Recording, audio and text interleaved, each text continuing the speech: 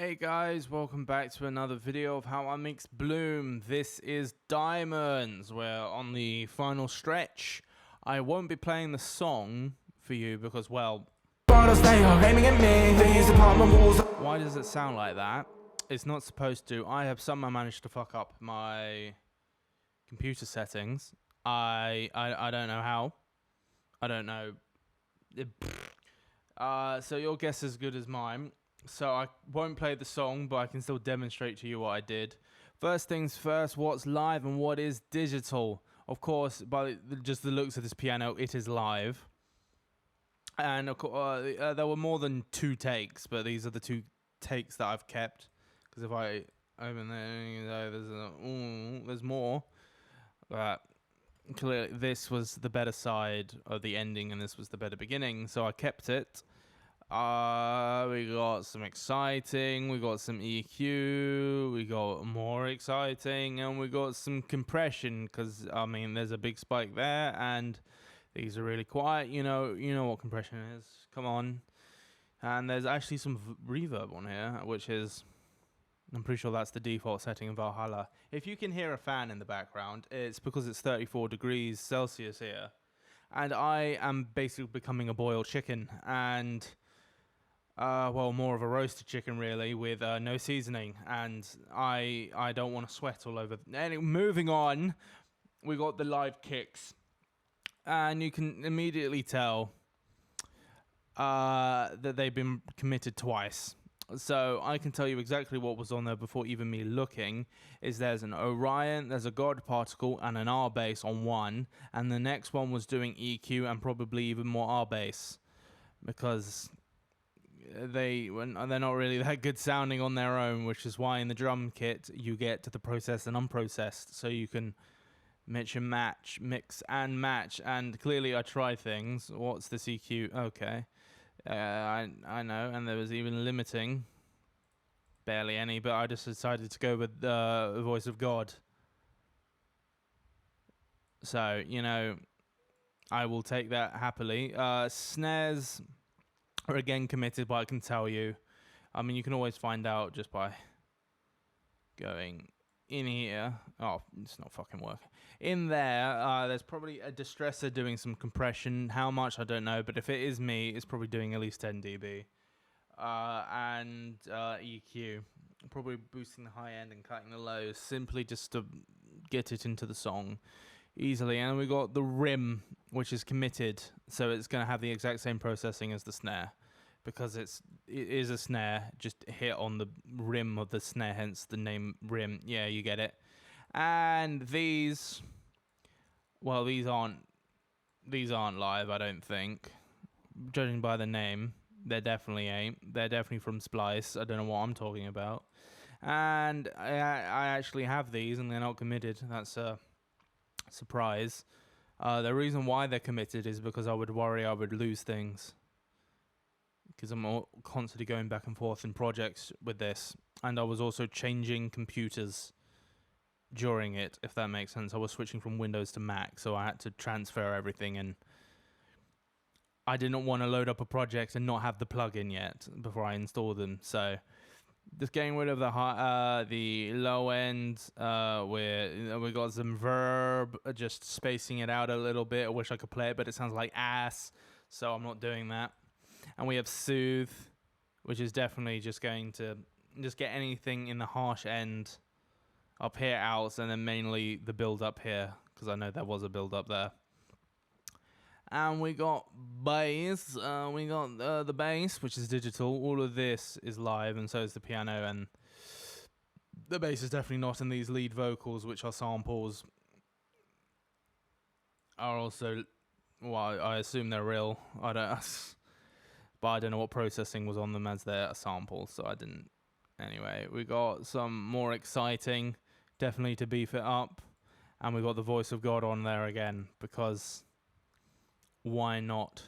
I've just realized, if I don't have Spark, how do I have voice of God? I guess I do still have Spark. Alright. Don't tell me I had 2 accounts, man. Doesn't matter, and there's even more background vocals, which there's no processing. We've got this guitar here. which there's no processing on. I guess it came out well. Before we got some synth, but we actually got some EQ, which is just carving it out, just allow more space for the vocal. It's getting rid of the high end, so it's not clashing with the high end of the vocal. And yeah, the low end, same. It's just kind of cleaning up any rumble and boosting some highs, because I took out a little bit too much of the highs, but it sounded where I wanted to do, like the vocals were finally present. So I just boosted it up at 3K just to balance it out, really. Nothing else is exciting here. None of these are real. I mean, the real could, I don't know. They're samples and the vocals. Of course, I've got my trusted tuning. This stays the exact same in its key. Never forget this key. And we've got this classic vocal chain, which seems to be overwhelmingly what I use. We've got the RDSer, just de-essing, because for some reason I use an SM7B, and I don't know why, but I still get a lot of my S's in, even though this mic's not supposed to have the high end. But I suppose it's technically true, because it doesn't have the high end, but it has the mids, the high mids. So, just getting rid of it. More EQ. It's very classic, just getting some harshness, which is definitely the de-essing. Or manual de-essing, even though I do de-essing later, and a boost of high end, because this mic never has any. Low mids, because this boosts the mids, this mic, so I just want to, I don't want any other muffle, you know. And we got that's normal low pass, high cuts, high pass. It's getting rid of the low end. Like there's drums, I want the drums to be heard, not the muffled of the vocals. 1176, which I don't think has changed settings at all, basically. And it's here. Are you ready for the terrible, terrible, terrible sound, for the sake of argument? After the thunder, after your things to do, basically doing about 5. I never aim for any specific number in here, and neither should you when you're mixing your song. You should just listen, because you got to use your ears whether you like it or not when you're mixing. You need to listen, find the quietest spot, the quietest spot, the loudest spot, and the bit in the middle. And when all those 3 bits are clearly, you can hear all the words very clearly, and no massive jumps in audio are happening, that's when you know you've compressed your vocal well enough. Because the low end, the whisper, basically, this volume will be compressed and probably boosted up due to your compressor, if you do choose to do that method.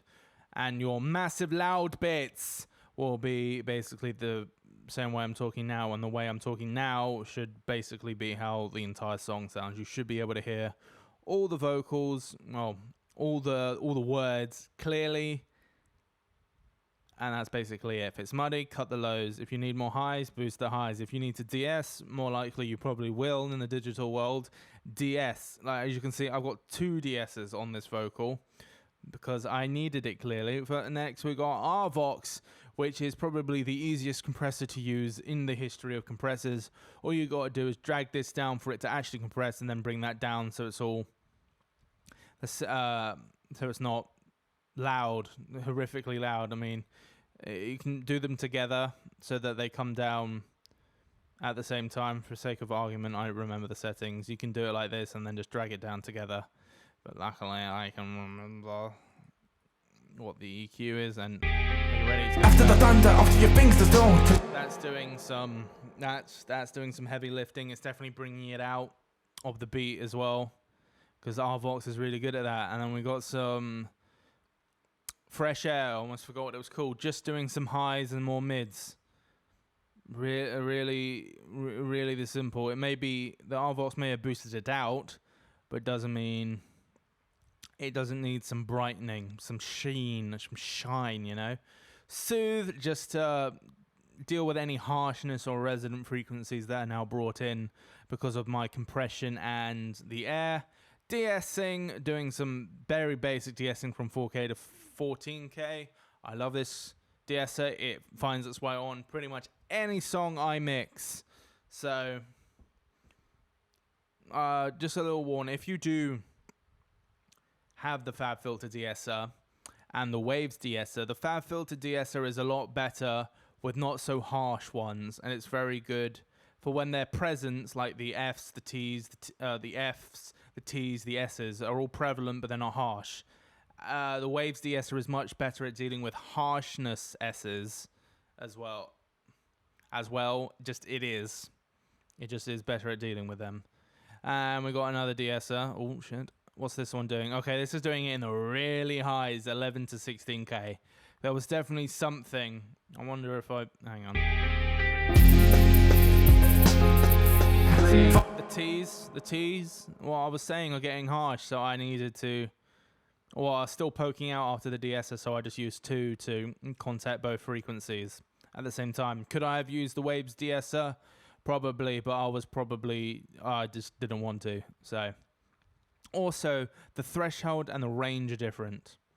You need to pay attention. If you're de-essing too harshly, you're going to start talking with a lisp, and nobody wants that because it's really distracting. And so the range was just taken down from I think it's the original 6, because this is on its original settings. Yeah, 6. Because it was doing too much at 6. It was just completely taking away the T's. But they're here now. And you can actually see the old vocal chain that it was recorded to. I have Soothe 1. The hell, it's not that old. And you got the bass, the stock EQ, the stock compressor, the stock de-esser, multiband, Soothe, Arvox, Mag, de-esser, and Pro Q. I don't think I used all of these. These were definitely things I put there when I was mixing these. And the ad-libs and the doubles are committed. There was definitely a reason for that. One of the reasons is when I was turning the song when I was going to the studio to record the piano bits, I wanted to play the song out loud. But I knew that the university's computers that I had doesn't have every plugin that I own, so I committed them so that all the effects are still there when I'm inside. And I was right, they didn't have a single one of my plugins. But the ad-libs definitely have, of course, the tuning, and it's got the stock Pro Tools EQ in the radio preset. It's got the Pattern Man, just making it go from left to right. It may have the lo-fi plugin to distort a little bit, so it pokes out a little bit in the mix, but I have a feeling this song is a little too old for that to be in there. And I think that's it. I don't think it has anything else. Anything else. And the doubler and the doubles, of course, have the tuning. They have the doubler with the center taken out and the right and the left channel fully out. And they probably have micro shift, because I know I have the little micro shift here, so it's definitely there. It's not doing thick, because that's a little weird, and it's probably doing the exact same thing it's doing here actually, because it's literally one knob. This was definitely during Christmas time. This was recorded because that's when Sound Toys gave away all of their little plugins for free. And I copped them because, of course, I did, because I want those plugins. Sound Toys do good plugins, but I never really use them. I use a little Radiator a little bit, but that is completely irrelevant for this. And hang on, I gotta play this. It's gonna sound terrible.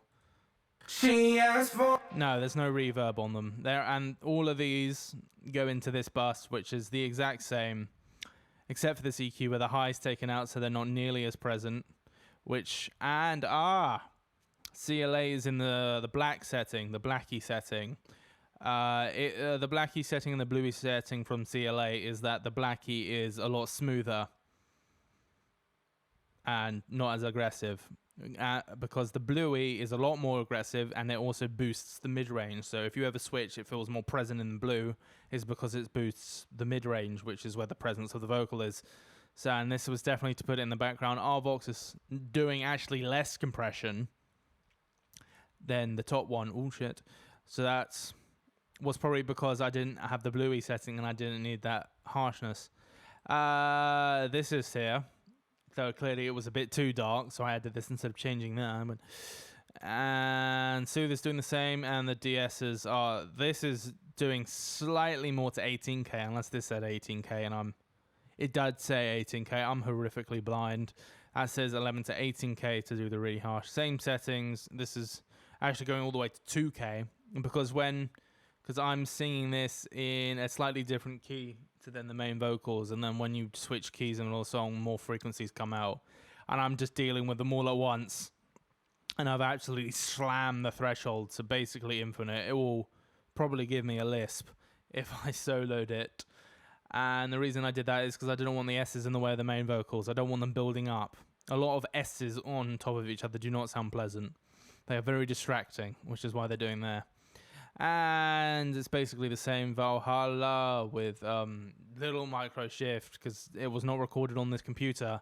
See what I mean by switching computers in the middle of a project? Don't do that. It causes you issues because it caused me issues because I didn't have project files. And we got H delay, EQ, one knob do quite an interesting select of plugins. One knob wetter. One knob wetter is just reverb, and I've put it directly on here with more micro shift.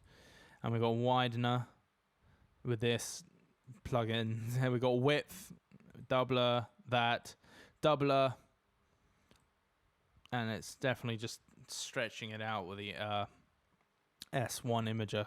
S1 imager only does sides; it doesn't do mid-range information apparently. That's what I found out. Don't sue me, I might be spreading misinformation, I don't know. And we got parallel compression in the bluey setting because I wanted the aggressiveness and the more de-essing to get rid of them. At the very top, there's an EQ here. That's the effect bus. That's how you get the underwater effect, but I don't use it. I don't think I use it for the entirety of the project. So you got God Particle. This is on every one of my songs. I like this plugin. Many people don't. I don't understand why. This is just good for a mix bus, and it gets me to a place I like quick. And there you go. It's on 30%. We got this clipper, which isn't doing anything, and we got Pro C2, just doing some mix bus compression technically, even though they're not on the mix bus. I don't know, an insight that ain't doing anything. It's just telling me how loud it is. This bus 1 is for an F6 plugin, as you can see here, but I don't have it enabled because I managed to carve out some room for the vocals in this mix, so I didn't need it. So I don't know why I kept it enabled though. Clearly I forgot about it. But that was the mix for Diamonds. After pretty much 18 minutes of rambling, we got there. If you have access to the project, have fun. And I will see you all next time. There's 3 more songs to go. Let's go.